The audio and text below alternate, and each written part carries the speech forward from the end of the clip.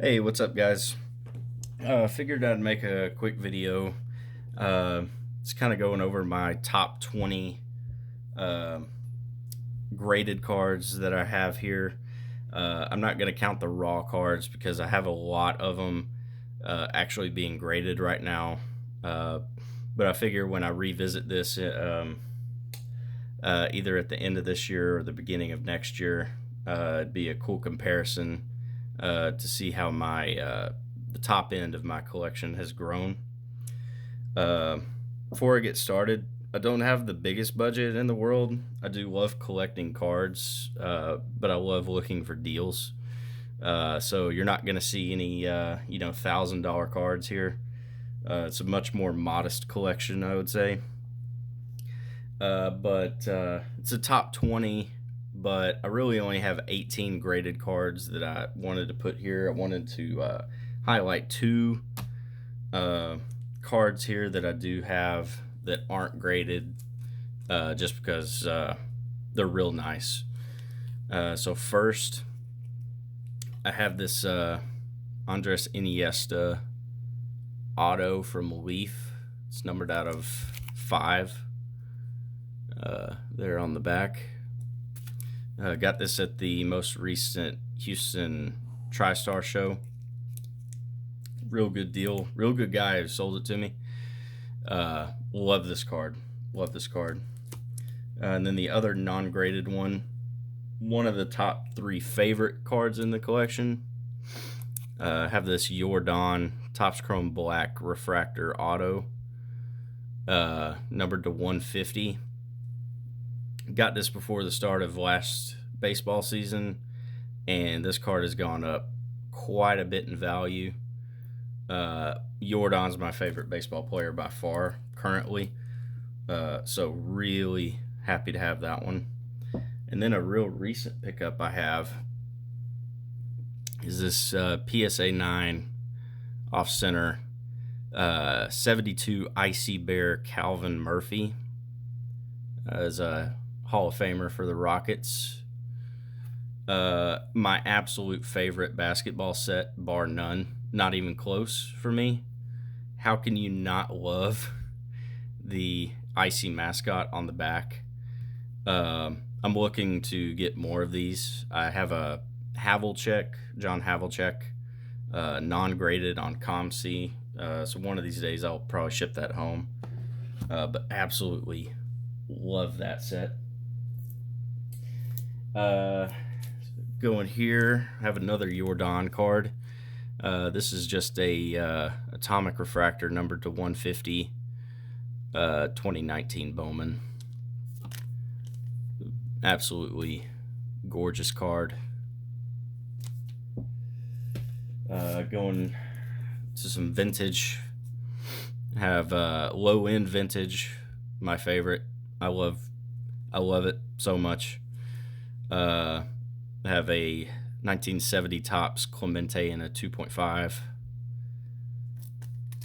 Presents really well.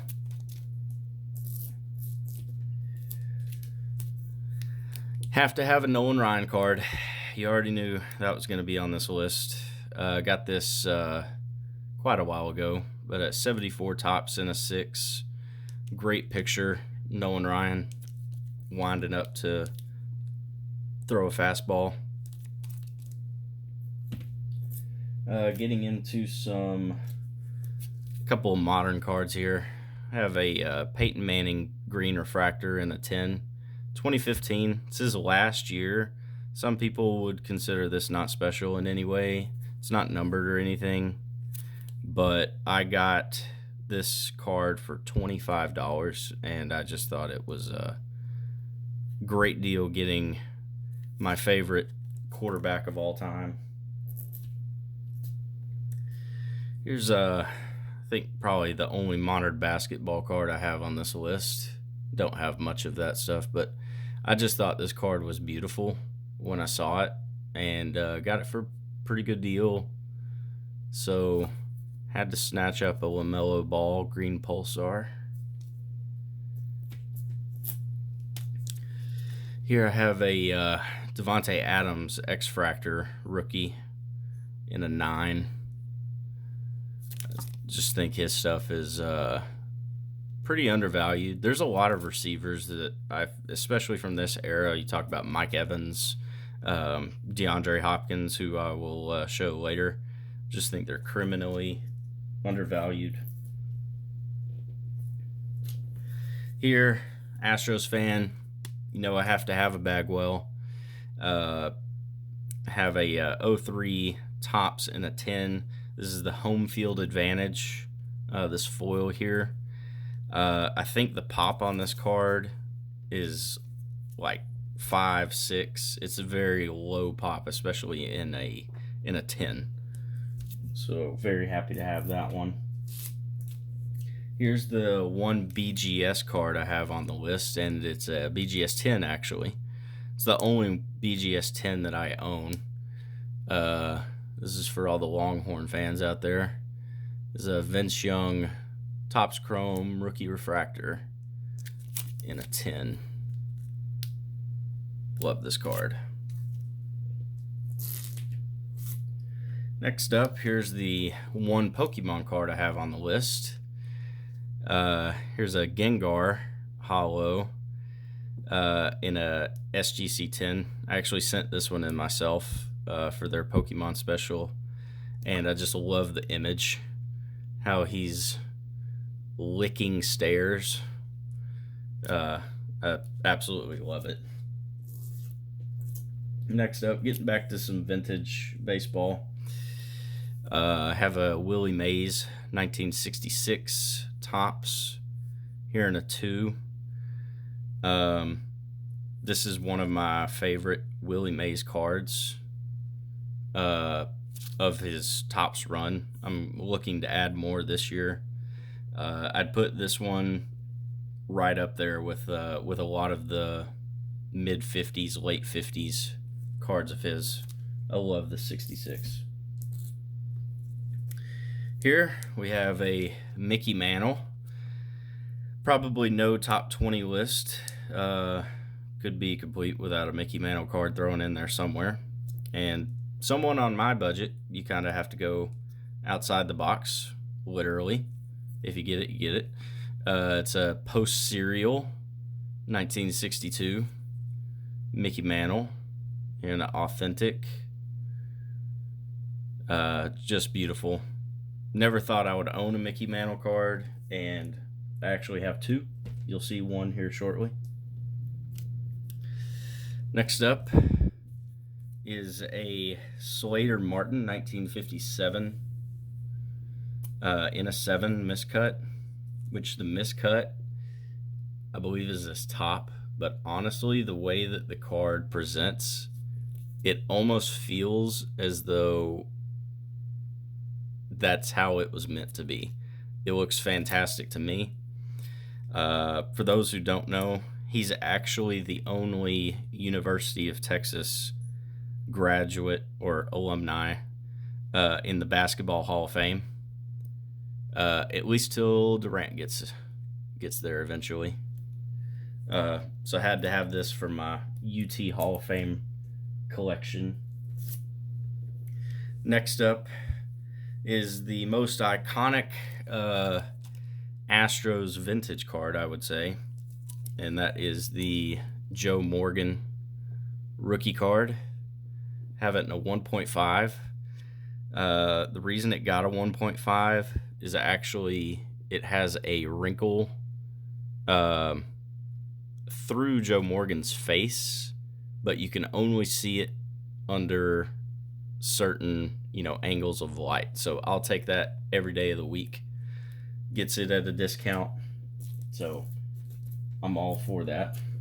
And then here's the other Mickey Mantle card I mentioned earlier. Here's a 68 Topps in a 1. You can see, I don't think I have to mention why it got a 1. But you know what they say about Mickey Mantles being used in bike spokes back in the day? I think this was one of them. But I'm very happy to own this 68 Topps because I never thought I'd be able to afford a Playing Days flagship Mantle, and I was able to. Here's a 2006 Topps Chrome Red Refractor of Ray Lewis in a 10. It's numbered to 259, and just absolutely beautiful. I got this for an absolute steal, and after doing more research on this card, I think I did very well when I bought this. Down to the top two. So here we have a DeAndre Hopkins Topps Chrome Refractor Auto. This is actually the variation, and it's an incredibly tough variation to find. I believe in a 9 and higher, I want to say the pop on this is I think it's a 6. So absolutely fantastic, rare card, not numbered or anything, but very hard to find. And then last but not least, a recent pickup, and honestly my favorite card in my collection. Have a 1976 Topps Walter Payton rookie in a 1, and honestly, if I keep it just like that, you wouldn't be able to tell how it got the 1. But it does have creasing, multiple creases, but honestly, it's not egregious, at least to me, and that let me get this card for a good price that I could afford, which I never thought I would own a Walter Payton rookie, at least the Topps rookie. I do have his Crane rookie, but absolutely insane that I own this. This one's never leaving me. Walter Payton, I love Walter Payton. So that's my top 20 cards.